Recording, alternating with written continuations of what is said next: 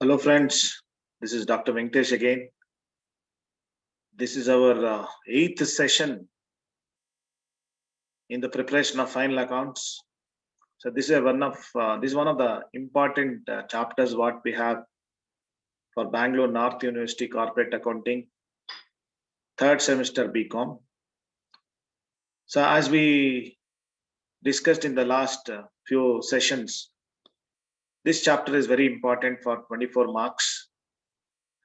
14 marks, one question is for sure. And again, 6 marks, one question, and 2 marks, two questions. A total of 24 marks you can get it from this particular chapter. So therefore, we'll try understanding in detail all 6 and 14 marks problems. So now what we are discussing now is from the previous 2 sessions, we were discussing the 6 marks questions. So now also we'll try discussing the 6 marks questions. So to remind you people, what we learned in the last class was we were discussing about profit and loss account and how to prepare the profit and loss account.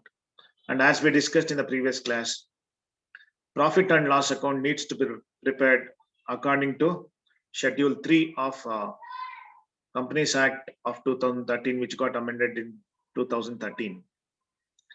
So therefore, it is mandatory to follow the schedule given by the Companies Act. So in this class, we'll try understanding the balance sheet. Balance sheet is popularly known as position statement. So as we discussed in the previous classes and the sessions, we too have an accounting equation. So that accounting equation we call as asset minus liabilities is equal to net worth. So balance sheet will exhibit assets as well as the liabilities of the company. We call as asset owned, liabilities owed by the company. The difference between assets and liabilities we call as net worth. So obviously net worth belongs to the shareholders, and that is being termed as shareholders fund. So therefore, anything which belongs to the shareholders we call as shareholders position or financial position. So therefore, balance sheet is widely known as financial position statement. So again, what will happen over here is liabilities plus net worth must match with the assets. So therefore, always assets will match with the liabilities. So I believe you might have studied all that concepts and conventions of accounting. According to the concepts, obviously, the assets has to match with the liabilities. ಎಲ್ರಿಗೂ ನಮಸ್ಕಾರ ಸ್ನೇಹಿತರೆ, ನನ್ನ ಹೆಸರು doctor Venkatesh ಅಂತ. ಇದು ನಮ್ಮ 8ನೇ session. ಈ 8ನೇ session ಅಲ್ಲಿ ನಾವೇನ್ ಕಲ್ತ್ಕೋತೀವಿ ಅಂದ್ರೆ ಕಂಪನಿಯ ಬ್ಯಾಲೆನ್ಸ್ ಶೀಟ್ ಮಾಡೋದನ್ನ ಕಲ್ತ್ಕೋತೀವಿ. ಕಂಪನಿಯ ಬ್ಯಾಲೆನ್ಸ್ ಶೀಟ್ ನ ನಾವು ಪೊಸಿಷನ್ ಸ್ಟೇಟ್ಮೆಂಟ್ ಅಂತ ಕರಿತೀವಿ. ಪೊಸಿಷನ್ ಅಂದ್ರೆ ನಮ್ಮ ಫೈನಾನ್ಷಿಯಲ್ ಹೆಲ್ತ್ ಇವತ್ತಿನ ದಿನ ಯಾವ ರೀತಿ ಇದೆ. ಸ್ನೇಹಿತರೆ, ನಿಮ್ಗೆ ಆಶ್ಚರ್ಯ ಆಗ್ಬೋದು, ನಮ್ಗೆ ಹೆಲ್ತ್ ಸರಿ ಇಲ್ಲ ಅಂದ್ರೆ ಏನೋ ಜ್ವರ, ನೆಗಡಿ, ಕೆಮ್ಮು, ತಲೆನೋವು, ಇಲ್ಲ ಡಯಾಬಿಟಿಸ್ ಬರುತ್ತೆ, ಹೈಪರ್ ಟೆನ್ಷನ್ ಬರುತ್ತೆ, BP ಬರುತ್ತೆ. ಅದೇ ತರ ಕಂಪನಿ ಫೈನಾನ್ಷಿಯಲ್ ಹೆಲ್ತ್ ಸರಿ ಇಲ್ಲ ಅಂದ್ರೆ ಅವ್ರ ನೆಟ್ವರ್ತ್ ವರ್ಷ ಬಿದ್ದೋಗ್ತಾ ಇರುತ್ತೆ. ನೀವು ತೂಕ ಕಮ್ಮಿ ಆಗ್ತಾ ಇದ್ದೀರಾ ಅಂದ್ರೆ ನಿಮ್ಗೆ ಏನೋ ಒಂದು ಇಂಡಿಕೇಶನ್, ನಿಮ್ಗೆ ಏನೋ ಒಂದು ಕಾಯಿಲೆ ಬಂದಿದೆ ಅಂತ ಅರ್ಥ. ಅದೇ ತರ ನೆಟ್ವರ್ತ್ ತೂಕ ಕಮ್ಮಿ ಆಗಿದೆ ಅಂದ್ರೆ ಆ ಬಿಸ್ನೆಸ್ಗೆ ಯಾವ್ದೋ ಒಂಥರ ಕಾಯಿಲೆ ಬಂದಿದೆ ಅಂತ ಅರ್ಥ. ಸೊ ಆ ನೆಟ್ವರ್ತ್ ಎಲ್ಲಿ ಸಿಗತ್ತೆ ನಮ್ಗೆ? ಆ ನೆಟ್ವರ್ತ್ ಸಿಗೋದು ಬ್ಯಾಲೆನ್ಸ್ ಶೀಟ್ ಅಲ್ಲಿ. ಎಲ್ಲಿ ಬ್ಯಾಲೆನ್ಸ್ ಶೀಟ್ ಅಲ್ಲಿ ಸಿಗತ್ತೆ? Assets minus liabilities is equal to net worth ಅಂತ ಇರುತ್ತೆ. ಈ ನೆಟ್ವರ್ತ್ ಅಲ್ಲಿ 3 ಕಾಂಪೋನೆಂಟ್ ಇರುತ್ತೆ. ಒಂದು ಶೇರ್ ಹೋಲ್ಡರ್ ಫಂಡ್ಸ್ ಅಂದ್ರೆ ಶೇರ್ ಕ್ಯಾಪಿಟಲ್, ಇನ್ನೊಂದು ರಿಸರ್ವ್ಸ್ ಅಂಡ್ ಸರ್ಪ್ಲಸ್, ಇನ್ನೊಂದು ಪ್ರಾಫಿಟ್ ಅಂಡ್ ಲಾಸ್ ಅಕೌಂಟ್. ಈ 3 ಸೇರಿಸಿದ್ರೆ ನಾವು ನೆಟ್ವರ್ತ್ ಅಂತ ಕರಿತೀವಿ. ಇದನ್ನ ನಾವು ಕಂಡುಹಿಡಿಯೋದು ಎಲ್ಲಿ? ಬ್ಯಾಲೆನ್ಸ್ ಶೀಟ್ ಅಲ್ಲಿ. ಆದ್ರಿಂದ ಬ್ಯಾಲೆನ್ಸ್ ಶೀಟ್ ನ ನಾವೇನಂತ ಕರಿತೀವಿ ಪಾಪ್ಯುಲರ್ ಆಗಿ? Balance sheet is very popularly known as financial position statement ಅಂತ ಕರಿತೀವಿ. ಈ ಒಂದು ಸೆಷನ್ ಅಲ್ಲಿ ನಾವು ಬ್ಯಾಲೆನ್ಸ್ ಶೀಟ್ ಹ್ಯಾಗ್ ಮಾಡಬೇಕು ಅಂತ ಕಲ್ತ್ಕೋತೀವಿ. ನಾನು ಪ್ರೀವಿಯಸ್ ಸೆಷನ್ ಅಲ್ಲಿ ನಾನು ಬ್ಯಾಲೆನ್ಸ್ ಶೀಟ್ ಹ್ಯಾಕ್ ಮಾಡಬೇಕು, ಪ್ರೆಸೆಂಟ್ ಮಾಡಬೇಕು ಅಂತ ಹೇಳ್ಕೊಟ್ಟಿದ್ದೀನಿ. ನೀವು ಬ್ಯಾಲೆನ್ಸ್ ಶೀಟ್ ನ ಅದೇ ತರ ತಯಾರಿಸ್ಕೋಬೇಕು. ನಿಮ್ಗೆ PPTs ಕೂಡ ಇದ್ರ ಜೊತೆಲಿ ಸಿಗತ್ತೆ. PPTs ನೋಡ್ಕೊಂಡು ನೀವು ಬ್ಯಾಲೆನ್ಸ್ ಶೀಟ್ ಫಾರ್ಮ್ಯಾಟ್ ನ ಬರ್ಕೊಂಡಿರ್ಬೇಕು. ಇಷ್ಟೊತ್ತಿಗೆ ಬರ್ಕೊಂಡಿದ್ರೆ ನಿಮ್ಗೆ ಈ ಲೆಕ್ಕ ಅರ್ಥ ಮಾಡ್ಕೊಳ್ಳೋದು ತುಂಬಾ ಸುಲಭ ಆಗುತ್ತೆ. ಈ ಒಂದು ಸಮರಿ ಜೊತೆಗೆ ಈ ಒಂದು ಕ್ಲಾಸ್ ನ ನಾವು ಈಗ ಶುರು ಮಾಡೋಣ. So let us try understanding with this background. We'll try understanding the concept of balance sheet and how to prepare the balance sheet of a particular company. So this is a simple problem on balance sheet which is covered for 6 marks in Bangalore North University. From the following information, prepare balance sheet of Jindal Company Limited as at 31st March 2018 as per Schedule 3 of Companies Act 2013. Jindal is a steel company, very popular company, which is in the field of steel manufacturing. So Jindal is doing a good amount of CSR works. CSR means corporate social responsibility. So Jindal company ಅವರು ಒಂದು steel company ಅದು. ಆ steel company ಏನ್ ಮಾಡ್ತಾ ಇದೆ ಅಂದ್ರೆ ತುಂಬಾ ಚೆನ್ನಾಗಿ ಸಮಾಜಮುಖಿ ಕಾರ್ಯಗಳನ್ನ ಮಾಡ್ತಾ ಇದ್ದಾರೆ. ಈ ಸಮಾಜಮುಖಿ ಕಾರ್ಯಗಳು ಮಾಡ್ಬೇಕಂದ್ರೆ ಎಲ್ಲಾ ಕಂಪನಿಗಳವರು CSR ಫಂಡ್ ಅಂತ ಮಾಡಿರ್ತಾರೆ. CSR ಅಂದ್ರೆ ಕಾರ್ಪೊರೇಟ್ ಸೋಷಿಯಲ್ ರೆಸ್ಪಾನ್ಸಿಬಿಲಿಟಿ ಅಂತ. ಅವರು 2% ಪ್ರಾಫಿಟ್ಸ್ ನ ಈ ಒಂದು CSR ಫಂಡ್ ಗೆ ಇನ್ವೆಸ್ಟ್ ಮಾಡ್ಲೇಬೇಕು. ಯಾವಾಗ 2013 ಅಮೆಂಡ್ಮೆಂಟ್ ಆಗಿದೆ ಅಲ್ಲ, ಆಕ್ಟ್ ಪ್ರಕಾರ ರೂಲ್ಸ್ ನೆಕ್ಸ್ಟ್ ಸೆಷನ್ ಅಲ್ಲಿ ನಾನು ರೂಲ್ಸ್ ಹೇಳ್ತೀನಿ. ಆ ರೂಲ್ಸ್ ಪ್ರಕಾರ ಅವರು CSR ಫಂಡ್ ನ 2% ಪ್ರಾಫಿಟ್ಸ್ ನ ಅವರು CSR ಫಂಡಿಂಗ್ ಮಾಡ್ಲೇಬೇಕಾಗತ್ತೆ. So Jindal is one of the prime companies which is the leader in steel manufacturing here in India. So that is the background. This is simply I was talking about a particular company called Jindal. So now we'll get back to the particulars. This is not a trial balance, friends. ಸ್ನೇಹಿತರೆ, ಇದು trial balance ಅಲ್ಲ, ಸುಮ್ಮನೆ particulars. ಎಷ್ಟು item ಇದೆ ಅಂತ ಎಣಿಸ್ಕೋಬೇಕು. Share capital 1, reserves and surplus 2, 10% debentures 3, creditors 4, bills payable 5, fixed assets 6, trade receivables 7, short term investments 8 and cash equivalents 9 item ಇದೆ ಇದರಲ್ಲಿ. ಇದು 6 ಮಾರ್ಕ್ಸ್ಗೆ ಕೊಡ್ತಾರೆ. ಇದೆಲ್ಲ ಏನಾಗಿದೆ ಅಂದ್ರೆ ಜಂಬಲ್ ಅಪ್ ಆಗ್ಬೇಕು. ಜಂಬಲ್ ಅಪ್ ಅಂದ್ರೆ ಎಲ್ಲ ಮಿಕ್ಸ್ ಆಗಿದೆ, ಅಸೆಟ್ಸ್ ಮತ್ತು ಲಯಬಿಲಿಟೀಸ್. ನಮ್ ಕೆಲಸ ಇವಾಗ ಏನಪ್ಪಾ ಅಂದ್ರೆ ಅಸೆಟ್ಸ್ ಮತ್ತು ಲಯಬಿಲಿಟೀಸ್ ನ ಸೆಪರೇಟ್ ಮಾಡ್ಬೇಕು. ಯಾವ ರೀತಿ ಸೆಪರೇಟ್ ಮಾಡ್ಬೇಕು? ಅಸೆಟ್ಸ್ ಅಂದ್ರೆ ಫಿಕ್ಸ್ಡ್ ಅಸೆಟ್ಸ್, ಇನ್ವೆಸ್ಟ್ಮೆಂಟ್ಸ್, ಆಮೇಲೆ ಕರೆಂಟ್ ಅಸೆಟ್ಸ್, ಈ ತರ ಕ್ಲಾಸಿಫೈ ಮಾಡಬೇಕು. ಅದೇ ಇವಾಗ ನೀವು ಲಯಬಿಲಿಟೀಸ್ ಅಂದ್ರೆ share capital, reserves and surplus, long term liabilities, short term liabilities, ಆ ತರ ಕ್ಲಾಸಿಫೈ ಮಾಡಬೇಕು. ಶೇರ್ ಕ್ಯಾಪಿಟಲ್ ಇಲ್ಲಿ ಬರುತ್ತೆ, ಲಯಬಿಲಿಟಿ ಸೈಡ್ ಬರುತ್ತೆ. Reserves and surplus liability side ಬರುತ್ತೆ. 10% debentures long term liability side ಬರುತ್ತೆ. Creditors bills payable short term liability side ಬರುತ್ತೆ. ಅರ್ಥ ಆಗ್ತಾ ಇಲ್ಲ ನಿಮ್ಗೆ? ಲೆಫ್ಟ್ ಹ್ಯಾಂಡ್ ಸೈಡ್ ಇರೋದೆಲ್ಲ ಲಯಬಿಲಿಟೀಸ್, ಓಕೆನಾ? ಇಲ್ಲಿ ರೈಟ್ ಹ್ಯಾಂಡ್ ಸೈಡ್ ಇದೆಲ್ಲ ಇಲ್ಲಿ fixed assets, trade receivables. This a very simple problem to start with. ಆದ್ರಿಂದ ನಾನು ಸಿಂಪಲ್ ಪ್ರಾಬ್ಲಮ್ ಜೊತೆಲಿ ನಿಮ್ಗೆ ಒಂದು ಉದಾಹರಣೆ ಸಮೇತ ನಿಮ್ಗೆ ಇದನ್ನ ಎಕ್ಸ್ಪ್ಲೈನ್ ಮಾಡ್ತಾ ಇದ್ದೀನಿ. ಟ್ರೇಡ್ ರಿಸೀವಬಲ್ಸ್, ಫಿಕ್ಸ್ಡ್ ಅಸೆಟ್ಸ್ ಇದೆ, ಫಿಕ್ಸ್ಡ್ ಅಸೆಟ್ಸ್ ಅಲ್ಲಿ ಬರುತ್ತೆ. ಟ್ರೇಡ್ ರಿಸೀವಬಲ್ಸ್ ಮತ್ತು ಬಿಲ್ಸ್ ರಿಸೀವಬಲ್ ಎಲ್ಲ ಒಂದೇ. ಅದು ಅಸೆಟ್ ಕಡೆ, ಕರೆಂಟ್ ಅಸೆಟ್ ಕಡೆ ಬರುತ್ತೆ. ಶಾರ್ಟ್ ಟರ್ಮ್ ಇನ್ವೆಸ್ಟ್ಮೆಂಟ್ಸ್ ಕೆಳಗಡೆ ಬರುತ್ತೆ. ಇಲ್ಲಿ ಬ್ಯಾಲೆನ್ಸ್ ಶೀಟ್ ಅಲ್ಲಿ ಅಸೆಟ್ ಕಡೆ. ಕ್ಯಾಶ್ ಈಕ್ವಲೆಂಟ್ ಕರೆಂಟ್ ಅಸೆಟ್ ಕಡೆ ಬರುತ್ತೆ. Cash equivalent. ಅರ್ಥ ಆಗ್ತಾ ಇಲ್ಲ ನಿಮ್ಗೆ? ಇದೆಲ್ಲ mixture of 9 entries.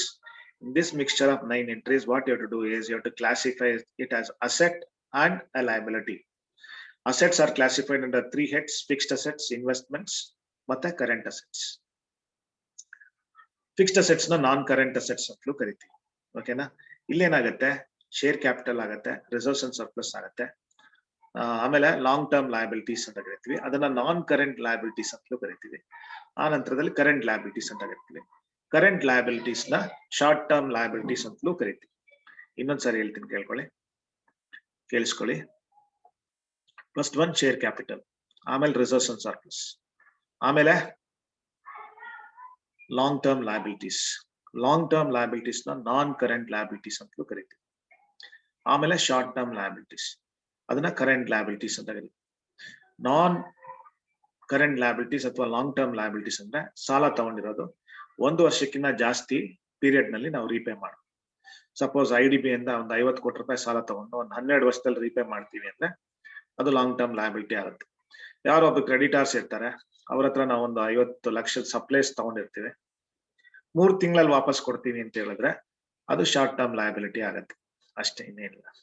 Next current liability ಅಂದ್ರೆ ಶಾರ್ಟ್ ಟರ್ಮ್ ಲಯಬಿಲಿಟಿ. ಅರ್ಥ ಆಗ್ತಿದೆಯಲ್ಲ? ಆ ನಂತರದಲ್ಲಿ fixed assets. Fixed assets are those assets which will benefit the business in the long run. Long run ಅಲ್ಲಿ ಪ್ರಾಫಿಟ್ ಬರ್ಲಿಕ್ಕೆ ಏನೇ ಅಸೆಟ್ ಸಹಾಯ ಮಾಡಿದ್ರೂ ಅದನ್ನ ಫಿಕ್ಸ್ಡ್ ಅಸೆಟ್ಸ್ ಅಂತ ಕರಿತೀವಿ. Fixed assets are fixed in nature, they are not meant for resale. ಅದು ರೀಸೇಲ್ಗೆ ಇಟ್ಟಿರಲ್ಲ, ಸೇಲ್ಗೆ ಇಟ್ಟಿರಲ್ಲ. ಈ ಎಲ್ಲಾ ಅಸೆಟ್ ನ ನಾವು fixed assets will derive income to the company. Income ಅಂದ್ರೆ ಪ್ರಾಫಿಟ್ಸ್ ಬರುತ್ತೆ ಫಿಕ್ಸ್ಡ್ ಅಸೆಟ್ಸ್ ಇರೋದ್ರಿಂದ. ಮತ್ತೆ ಶಾರ್ಟ್ ಟರ್ಮ್ ಅಸೆಟ್ಸ್ ಅಥವಾ ಕರೆಂಟ್ ಅಸೆಟ್ಸ್ ಅಂದ್ರೆ these are the assets which are in the form of cash, can be convertible into cash within a short period of time. Short period of time ನಲ್ಲಿ cash ಮತ್ತು cash equivalent ಅಂತ ಕರಿತೀವಿ. Cash ನ cash ಆಗಿ convert, ಹಣವಾಗಿ ರೂಪಾಂತರಗೊಳ್ಳುವಂತ asset ನ ನಾವು current asset ಅಂತ ಕರಿತೀವಿ. ಹಣವಾಗಿ ರೂಪಾಂತರಗೊಳ್ಳೋದು ಅಂದ್ರೆ ಏನರ್ಥ ಅಂದ್ರೆ, ಸಪೋಸ್ ನಾವು 10,000 ರೂಪಾಯಿ ಯಾರಿಗೋ ಕೊಟ್ಟಿರ್ತೀವಿ ಸಾಲ, ಅದನ್ನ ನಾವು ಡೆಟಾರ್ ಅಂತ ಕರಿತೀವಿ. Debtors are nothing but the credit sales. ಅವ್ರಿಗೆ ಹೇಳಿರ್ತೀವಪ್ಪ ನೀವು ಒಂದು 6 ತಿಂಗಳಲ್ಲಿ ವಾಪಸ್ ಕೊಟ್ಬಿಡಿ ಅಂತ ಹೇಳಿರ್ತೀವಿ. ಅವ್ರೇನೋ ನಾವು ವಾಪಸ್ 6 ತಿಂಗಳಲ್ಲಿ ಕೊಟ್ಬಿಟ್ರೆ ಆ ಡೆಟಾರ್ಸ್ ಏನಾಗತ್ತೆ, ಕ್ಯಾಶ್ ಆಗತ್ತೆ.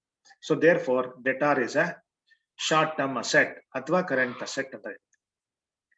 ಅದೇ ತರ ನಮ್ಮ ಹತ್ರ ಸ್ಟಾಕ್ ಇರುತ್ತೆ. ಏನು ಸ್ಟಾಕ್? ನಾವು ಚೇರ್ ಸೇಲ್ ಮಾಡ್ತೀವಿ ಅನ್ಕೊಳ್ಳಿ, ನಮ್ಮ ಹತ್ರ ಒಂದು 100 ಚೇರ್ ಇರುತ್ತೆ, 25 ಚೇರ್ ಸೇಲ್ ಮಾಡಿದೀವಿ ಅಂತಂದ್ರೆ ಅದು ಕ್ಯಾಶ್ ಆಗಿ ಕನ್ವರ್ಟ್ ಆಗುತ್ತೆ. ಆ ಚೇರ್ ನಮ್ಗೆ ಕರೆಂಟ್ ಇದು ಫಿಕ್ಸ್ಡ್ ಅಸೆಟ್ ಅಲ್ಲ. ಯಾಕೆ ಹೇಳಿ? ಅದು ಸ್ಟಾಕ್ ಅಲ್ಲಿ ಇದೆ. ಸ್ಟಾಕ್ ಅಲ್ಲಿ ಇರೋದೆಲ್ಲ ಏನ್ ಮಾಡ್ತೀವಿ ನಾವು? ಮಾರ್ತೀವಿ. ಅದಕ್ಕೆ ಸ್ಟಾಕ್ ನ ಫಿಕ್ಸ್ಡ್ ಅಸೆಟ್ ಅಲ್ಲ ಕರೆಯಲ್ಲ. Fixed assets are not meant for resale ಅಂತ ಹೇಳಿದೆ ಅವಾಗಲೇ. ಅರ್ಥ ಆಗ್ತಾ ಇದೆ ಇವಾಗ? ಆದ್ರಿಂದ fixed assets are not meant for resale. Current assets such as stock is meant for resale. So therefore stock is meant for resale. So once you sell the stock you get cash. So therefore stock is a current asset. ಇನ್ನ ನಾನು problem ಶುರು ಮಾಡಿಲ್ಲ, ಇಲ್ಲ explain ಮಾಡ್ಕೊಂಡು ಒಂದೊಂದು item explain ಮಾಡ್ಕೊಂಡು ಬರ್ತಾ ಇದ್ದೀನಿ. ಸೊ ನಿಮ್ಗೆ ಅರ್ಥ ಆಗ್ತಾ ಇದೆ ಅಂತ ನಾನು ಭಾವಿಸ್ಕೊಂಡಿದ್ದೀನಿ. ನೀವು ಯಾವ ಪಾಯಿಂಟ್ ಅರ್ಥ ಆಗಿಲ್ಲ ಅಂದ್ರೂ ಪಾಸ್ ಮಾಡಿ ಮತ್ತೆ ರಿವೈಂಡ್ ಮಾಡಿ ನಿಮ್ಗೆ ನೋಡ್ಕೋಬಹುದು. That is the advantage of such kind of lectures. So please try utilizing such kind of facilities given by our department and make use of such kind of facilities. Next. So now we'll come back to this what. ನಾವೇನ್ ಮಾಡೋಣ ಈಗ, ಈ ಒಂದು slide ಅಲ್ಲಿ ನಿಮ್ಗೆ answer ಸಿಗ್ತಾ ಇದೆ. Solution, balance sheet as at ಅಂತ ಬರೀಬಹುದು ಅಥವಾ ಆಸ್ ಆನ್ ಅಂತ ಬರೀಬಹುದು. ಯಾಕೆ ಬ್ಯಾಲೆನ್ಸ್ ಶೀಟ್ ಆಸ್ ಆನ್ ಅಂತ ಬರಿತೀವಿ ಅಂದ್ರೆ, we will not use the word for the period ending ಅಂತ, we will use the word as on. ಆ ಒಂದು ದಿನದ ಲೆಕ್ಕಾಚಾರದ ಪ್ರಕಾರ, ನಮ್ಮ ಶೇರ್ ಕ್ಯಾಪಿಟಲ್ ಇಷ್ಟಿತ್ತು, ನಮ್ಮ ರಿಸರ್ವ್ಸ್ ಅಂಡ್ ಸರ್ಪ್ಲಸ್ ಇಷ್ಟಿತ್ತು, ನಮ್ಮ ಒಂದು ಕರೆಂಟ್ ಲಯಬಿಲಿಟೀಸ್ ಇಷ್ಟಿತ್ತು. As on that particular date this was the financial position of the company. ಅದಕ್ಕೋಸ್ಕರ ಆಸ್ ಆನ್ ಅಂತ ಬಳಸ್ತೀವಿ ನಾವು. ನೀವು ನೋಡಿದ್ರೆ ಮತ್ತೆ ವಾಪಸ್ ಹೋಗೋಣ. ಶೇರ್ ಕ್ಯಾಪಿಟಲ್ ಇದೆಯಾ? ಇಲ್ಲಿ ಬಂತ ಶೇರ್ ಹೋಲ್ಡರ್ಸ್ ಫಂಡ್ಸ್ ಅಂತ ಬಂತ, ಶೇರ್ ಕ್ಯಾಪಿಟಲ್ ಅಂತ ಇದೆ ನೋಡಿ. ಅದೊಂದು ಚೂರು ಕೆಳಗಡೆ ಬರ್ಬೇಕು. ಚೂರು ಕೆಳಗಡೆ ಬಂದ್ರೆ, ಕೆಳಗಡೆ ಇಲ್ಲ, ಇವಾಗ ನೋಡಿ ಶೇರ್ ಕ್ಯಾಪಿಟಲ್ ಸರಿ ಹೋಯ್ತಾ? 10 ಲಕ್ಷ. ಮತ್ತೆ ರಿಸರ್ವ್ಸ್ ಅಂಡ್ ಸರ್ಪ್ಲಸ್ 5 ಲಕ್ಷ. ಮತ್ತೆ share application money pending allotment ಅದು ಇಲ್ವೇ ಇಲ್ಲ ಇದರಲ್ಲಿ. ಮತ್ತೆ ಬಂತು ನಾನ್ ಕರೆಂಟ್ ಲಯಬಿಲಿಟೀಸ್. ನಾನ್ ಕರೆಂಟ್ ಲಯಬಿಲಿಟೀಸ್ ಅಂದ್ರೆ ಯಾವುದು? ನಾವು ಡಿಬೆಂಚರ್ಸ್ ನ ನಾನ್ ಕರೆಂಟ್ ಲಯಬಿಲಿಟಿ ಅಂತ ಕರಿತೀವಿ. ಅದರಿಂದ ಇಲ್ಲಿ ಮತ್ತೆ ಒಂದು ಇದ್ ಮಾಡಿದ್ರೆ ಇವಾಗ ನೋಡಿ ಸರಿ ಹೋಯ್ತು. ಶೇರ್ ಇದು ನಾನ್ ಕರೆಂಟ್ ಲಯಬಿಲಿಟೀಸ್ ಅಂದ್ರೆ ಡಿಬೆಂಚರ್ಸ್ ನ ನಾವು ನಾನ್ ಕರೆಂಟ್ ಲಯಬಿಲಿಟಿ ಅಂತ ಕರಿತೀವಿ. ಯಾಕೆಂದ್ರೆ ಡಿಬೆಂಚರ್ಸ್ ಒಂದ್ಸಾರಿ ಇಶ್ಯೂ ಮಾಡಿದ್ರೆ ಮಿನಿಮಮ್ 3 years ಕಂಪ್ನಿ ಹತ್ರ ಇರುತ್ತೆ. 3 to 15 years ಒಳಗಡೆ ಅವರು ಅದನ್ನ ರೀಪೇ ಮಾಡ್ಬೇಕಾಗತ್ತೆ. 3 to 15 years ಅಂದ್ರೆ 12 years ತಗೋಬಹುದು, 15 years ತಗೋಬಹುದು, 10 years ತಗೋಬಹುದು. ನಿಮಗೆ ಮನಪ್ಪುರಂ ಫೈನಾನ್ಸ್, ಮುತ್ತೂಟ್ ಫೈನಾನ್ಸ್ ಅಂತ ಇರುತ್ತೆ. These are the very popular finance companies. Very regularly they issue debentures to the investors. ಯಾವ ಕಂಪನಿ ಬೇಕಾದ್ರೂ ಡಿಬೆಂಚರ್ಸ್ ನ ಇನ್ವೆಸ್ಟರ್ಸ್ಗೆ ಇಶ್ಯೂ ಮಾಡಬಹುದು. ಡಿಬೆಂಚರ್ಸ್ ಅಂದ್ರೆ ಏನು? ಪ್ರಾಮಿಸರಿ ನೋಟ್ ಅಂತ ಕರಿತೀವಿ ನಾವು. Debenture is A promissory note in which the company acknowledges the debt to be repayable with interest within a stipulated period of time. Suppose ಇವಾಗ 2021 ಇವತ್ತಿನ ದಿನ ಏನನ್ನ ಮನಪ್ಪುರಂ ಫೈನಾನ್ಸ್, ಮುತ್ತೂಟ್ ಫೈನಾನ್ಸ್ ಅಥವಾ Tata capital, Bajaj capital, Reliance capital ಅಂತ ಇದೆ, ಅವರೆಲ್ಲ ಇವರು ಡಿಬೆಂಚರ್ಸ್ ನ ಇಶ್ಯೂ ಮಾಡ್ತಾರೆ. ಅವ್ರೇನ ಇವತ್ತು ಇಶ್ಯೂ ಮಾಡಿ ಇನ್ನೊಂದು 12 ವರ್ಷ ಆದ್ಮೇಲೆ ಕೊಡ್ತೀವಿ ನಿಮ್ಗೆ ವಾಪಸ್ಸು, ಪ್ರತಿ ವರ್ಷ ನಿಮ್ಗೆ 9% ಇಂಟ್ರೆಸ್ಟ್ ಕೊಡ್ತೀವಿ ಅಂತ, ಅದನ್ನ ನಾವು ಡಿಬೆಂಚರ್ಸ್ ಅಂತ ಕರಿತೀವಿ. So debenture is a long term liability. Next ಅದೇ ತರ ಶಾರ್ಟ್ ಟರ್ಮ್ ಲಯಬಿಲಿಟಿ ಇದೆ. ಪ್ರಾಬ್ಲಮ್ ಅಲ್ಲಿ ಯಾವ್ದಿದೆ ಶಾರ್ಟ್ ಟರ್ಮ್ ಲಯಬಿಲಿಟಿ? ಪ್ರಾಬ್ಲಮ್ ಅಲ್ಲಿ ಶಾರ್ಟ್ ಟರ್ಮ್ ಲಯಬಿಲಿಟಿ ಯಾವ್ದಿದೆ ನೋಡಿ, ಸ್ವಲ್ಪ ನಿಧಾನಕ್ಕೆ. ಪ್ರಾಬ್ಲಮ್ ಅಲ್ಲಿ ಶಾರ್ಟ್ ಟರ್ಮ್ ಲಯಬಿಲಿಟೀಸ್ ಯಾವ್ದಿದೆ? ಕ್ರೆಡಿಟಾರ್ಸ್ ಮತ್ತು ಬಿಲ್ಸ್ ಪೇಬಲ್ ಇದೆ. ಕ್ರೆಡಿಟಾರ್ಸ್ ಮತ್ತು ಬಿಲ್ಸ್ ಪೇಬಲ್ ಬಂದು ಶಾರ್ಟ್ ಟರ್ಮ್ ಲಯಬಿಲಿಟೀಸ್. ಅವೆರಡನ್ನು ಆಡ್ ಮಾಡಿದ್ರೆ ನಿಮ್ಗೆ 5 ಲಕ್ಷ ರೂಪಾಯಿ ಬರುತ್ತೆ. 2 + 3 5. So therefore short term liabilities 5 lakhs. ಇದನ್ನ ನೀವು ನೋಟ್ ಬರೀಲೇಬೇಕು.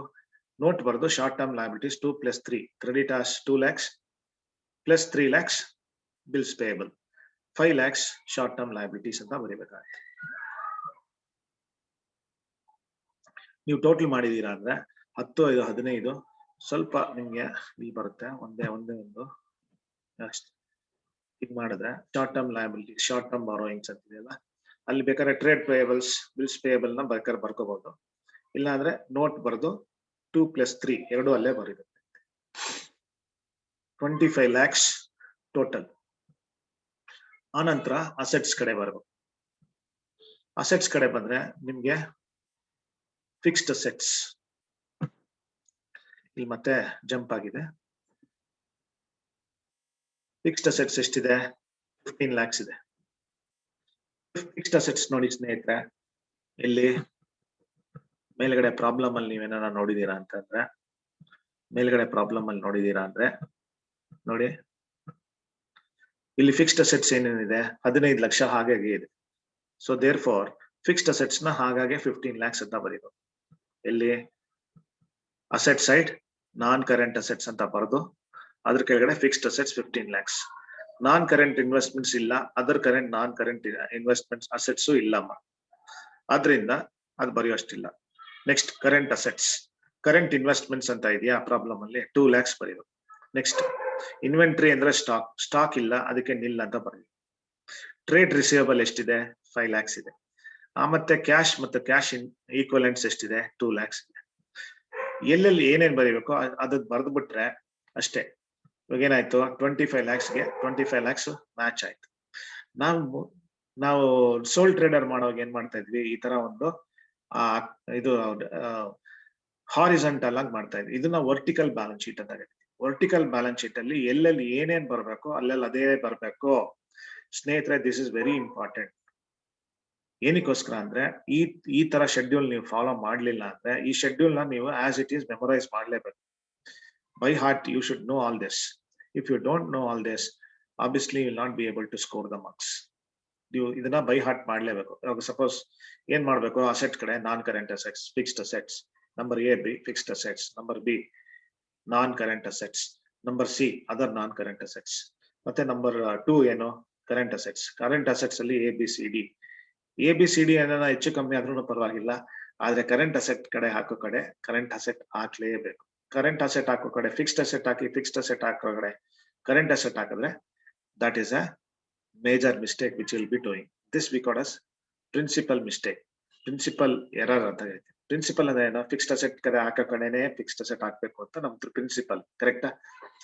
ಅದನ್ನ ನಾವು ಎರರ್ ಆಫ್ ಪ್ರಿನ್ಸಿಪಲ್ ಅಂತ ಕರಿತೀವಿ. ಎರರ್ ಆಫ್ ಪ್ರಿನ್ಸಿಪಲ್ ಆಗಿದೆ ಅಂದ್ರೆ ಅಕೌಂಟ್ಸ್ ಅಲ್ಲಿ ತುಂಬಾ ತಪ್ಪಾಗತ್ತೆ. ಪ್ರಿನ್ಸಿಪಲ್ ನ ಎರರ್ ಮಾಡ್ಲೇಬಾರ್ದು, ಪ್ರಿನ್ಸಿಪಲ್ ತಪ್ಪಾಗಬಾರ್ದು ಯಾವತ್ತೂ ಅಷ್ಟೇ. ಅದಕ್ಕೋಸ್ಕರ ನನ್ನ ಒಂದು ರಿಕ್ವೆಸ್ಟ್ ಏನಪ್ಪಾ ಅಂದ್ರೆ ತಾವೆಲ್ಲರೂ ಈ ಒಂದು ಫಾರ್ಮ್ಯಾಟ್ ನ you have to memorise, you need to know by heart.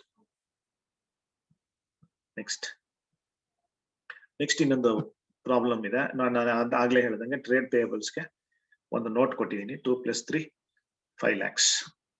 ಎರಡನ್ನು ಸೇರಿಸಿದ್ರೇನೆ ಟ್ರೇಡ್ ಪೇಯಬಲ್ಸ್ ಅಂತ ಕರಿತೀವಿ. ಅವರು ಎರಡು ಸೇರಿಸಿದ್ರೆ ಕ್ರೆಡಿಟಾರ್ಸ್ ಮತ್ತು bills payable. Next, from the following information, ನಿಮ್ಗೆ ಏನನ್ನ ಬೇಕು ಅಂದ್ರೆ ನೀವು ಪಾಸ್ ಮಾಡ್ಕೊಂಡು ನೋಡ್ತಾ ಇದ್ರೆ ನಿಮ್ಗೆ ಕ್ಲೀನ್ ಆಗಿ ಎಲ್ಲಿ ಬೇಕಾದ್ರೂ ಅಲ್ಲಿ ನಿಲ್ಸ್ಕೋಬಹುದು. ಆ ಫೆಸಿಲಿಟಿ ಇದೆ, ದಯವಿಟ್ಟು ನೀವು ಅರ್ಥ ಮಾಡ್ಕೊಳ್ಳಿ. From the following information, prepare balance sheet for the year ending 31st March 2018 as per Schedule 3 of the Companies Act 2013. ಇಲ್ಲಿ ನೋಡಿ ಸ್ನೇಹಿತರೆ ಎಷ್ಟು ಐಟಮ್ಸ್ ಇದೆ ಅಂತ. ಒಂದು inventory, share capital, plant and missionary, preference share capital, general reserve, creditors, provision for tax, land and buildings, cash at bank, 12% debentures. Exactly 10 items ಇದೆ. ಒಂದು item ಏನಪ್ಪಾ ಆಗಿದೆ ಅಂದ್ರೆ ಇಲ್ಲಿ ಜನರಲ್ ರಿಸರ್ವ್ ಇದೆಲ್ಲ ಸ್ವಲ್ಪ ಕೆಳಗಡೆ ಅಷ್ಟೇ.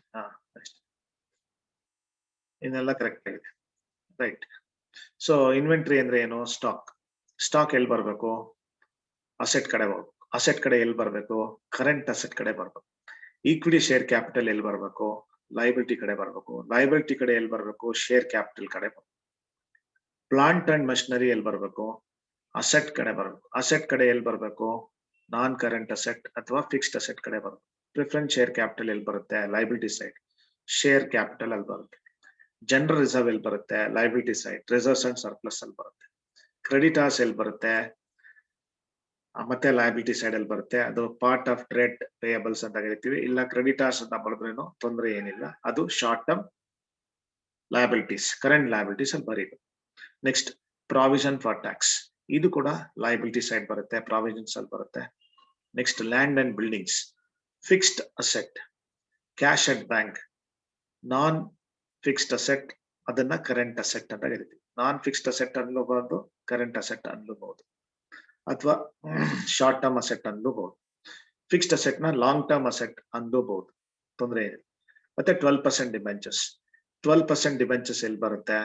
ಲಯಬಿಲಿಟಿ ಸೈಡ್ ಬರುತ್ತೆ. ಲಯಬಿಲಿಟಿ ಸೈಡ್ ಎಲ್ಲಿ ಬರುತ್ತೆ? That is very important. Liability side ಎಲ್ಲಿ ಬರುತ್ತೆ? ಅದು ಲಾಂಗ್ ಟರ್ಮ್ ಬಾರೋಯಿಂಗ್ಸ್ ಅಲ್ಲಿ ಬರುತ್ತೆ. 12% debenture is a long term borrowing. ಇಷ್ಟೊತ್ತು ನಾನು ಹೇಳ್ದೆ ಅಲ್ವಾ, Manappuram finance, Muthoot finance, Bajaj capital, Reliance capital, these are the very popular fellows who are issuing debentures these days.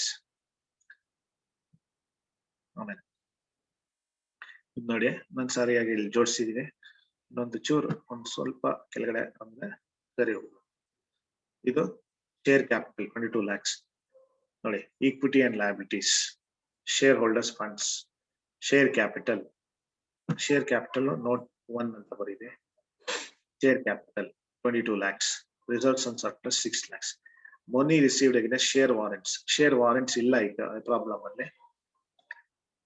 ಆ ನಂತರದಲ್ಲಿ share application money pending allotment, ಅದು ಇಲ್ಲ, nil. Next, non current liabilities just ಒಂದು long term debentures ಅಂತ ಇದೆಯಲ್ಲ, ಲಾಂಗ್ ಟರ್ಮ್ ಡಿಬೆಂಚರ್ಸ್ ಇಲ್ಲಿ ನೋಡಿ 12 lakhs. ಆಮೇಲೆ ಏನಿದೆ? Current liabilities, short term borrowings 3,40,000. Trade payables ಅಂದ್ರೆ ಕ್ರೆಡಿಟಾರ್ಸ್ ಮತ್ತೆ ಟ್ರೇಡ್ ಪೇಯಬಲ್ಸ್ ಎಲ್ಲ ಅದರ್ ಕರೆಂಟ್ ಲಯಬಿಲಿಟೀಸ್ ಅಲ್ಲಿ ಕ್ರೆಡಿಟಾರ್ಸ್ ಬಂದ್ಬಿಡಿ. Trade payables creditors plus bills payable ನ ಟ್ರೇಡ್ ಪೇಯಬಲ್ಸ್ ಅಲ್ಲಿ ತಗೋಬಹುದು. 2,50,000 ಅದರ್ ಕರೆಂಟ್ ಲಯಬಿಲಿಟೀಸ್ ಅಂದ್ರೆ ಕ್ರೆಡಿಟಾರ್ಸ್ ನಲ್ಲಿ ತಗೊಂಡಿರೋ 2,50,000. 46 lakhs is the total of your balance sheet. 46 lakhs is the total of your balance sheet. Total ಸ್ವಲ್ಪ ಕೆಳಗಡೆ ಬಂದ್ರೆ total matter 46 lakhs. Next, asset side ಬಂದಿದ್ದೀರಾ ಅಂದ್ರೆ ಇಲ್ಲಿ ನಾವು ಮಾಡಿದ್ವಲ್ಲ, ಏನು ಎಡಿಟ್ ಮಾಡಿದಕ್ಕೆ ಎಲ್ಲ ಕೆಳಗಡೆ ಹೋಗಿದೆ. Next, fixed assets.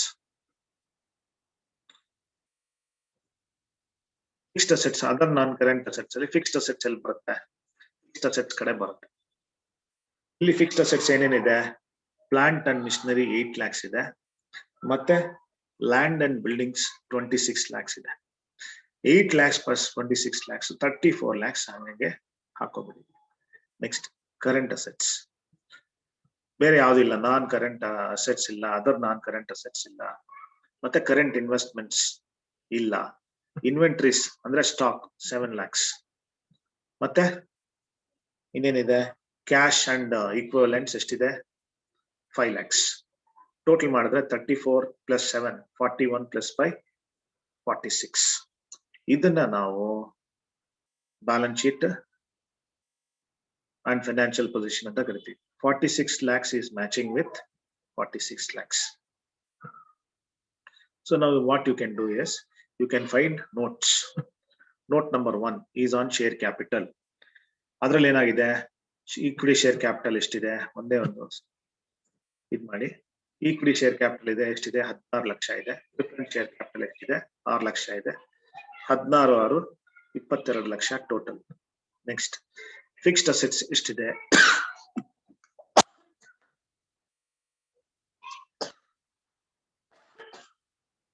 Sorry friends, fixed assets ಎಷ್ಟಿದೆ, ಲ್ಯಾಂಡ್ ಅಂಡ್ ಬಿಲ್ಡಿಂಗ್ಸ್ 26 lakhs ಇದೆ, ಪ್ಲಾಂಟ್ ಅಂಡ್ ಮಿಷನರಿ 8 lakhs ಇದೆ. ಇದನ್ನ ಕಂಪಲ್ಸರಿ ಆಗಿ ನಾವು ನೋಟ್ ಅಲ್ಲಿ ಬರೀಲೇಬೇಕಾಗುತ್ತೆ. So with this we'll wind up this session and we'll try meeting in the next session, and I hope and I believe all of you are understanding the 6 marks problems. Thank you all very much.